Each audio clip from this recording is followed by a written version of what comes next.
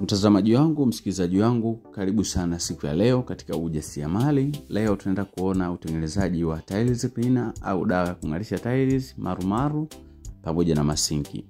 Tunaanza kama ifuatavyo. Hatua ya kwanza, tunahakikisha kwamba tunapima maji kulingana na idadi ya dawa ambayo tunazalisha.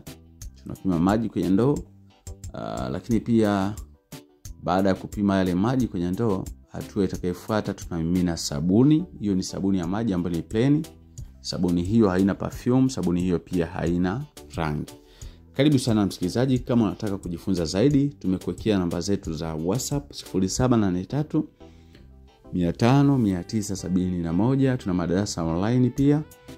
Kwa hiyo kama utapenda utatutext WhatsApp. Lakini pia tuna kitabu hicho cha Miliki Kiwanda Chako, kitabu ambacho nimekuandikia bidhaa zaidi ya 20 hatua kwa hatua, procedure zote pamoja na vipimo.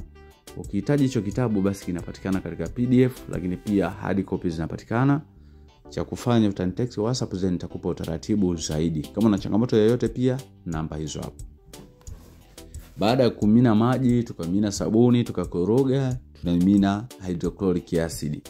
Na hii ndio inatusaidia kupata ufanisi mzuri katika kung'arisha sinki, katika kung'arisha marumaru, katika kung'arisha pia tiles zako ambazo zimegina.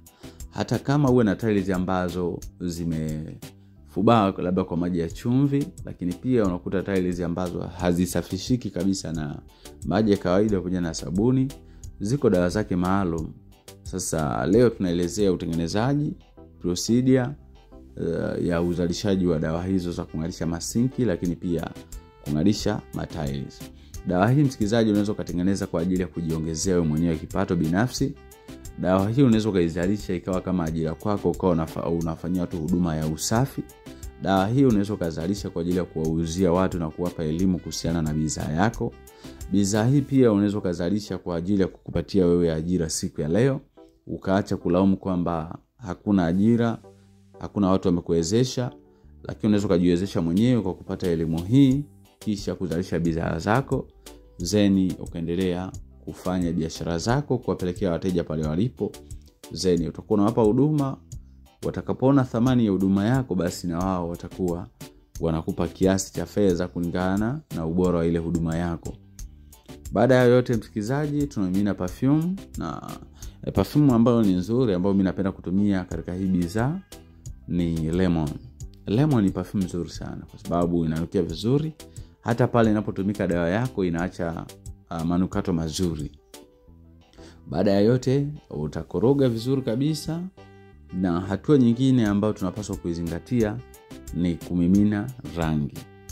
Rangi msikilizaji haina kipimo maalum. Hakuna sehemu utakuta rangi imeandikwa kiasi fulani, kwa sababu rangi zina tabia mbalimbali. Rangi nyingine ukiweka kidogo inakolea, lakini mbali na hivyo pia rangi nyingine ukiweka kidogo inakuwa imepauka. Lakini ushauri wangu ni kwamba ukitaka kutoa bidhaa ambayo ni nzuri, weka rangi isikolee, iwe light. So karibu sana kwenye ujasiriamali. Baada ya hapo tutakoroga, tutaacha dakika 30, tutafunika, tutafungasha kwenye bidhaa zetu. Karibu sana. Kama una changamoto yoyote, namba zetu hizo hapo.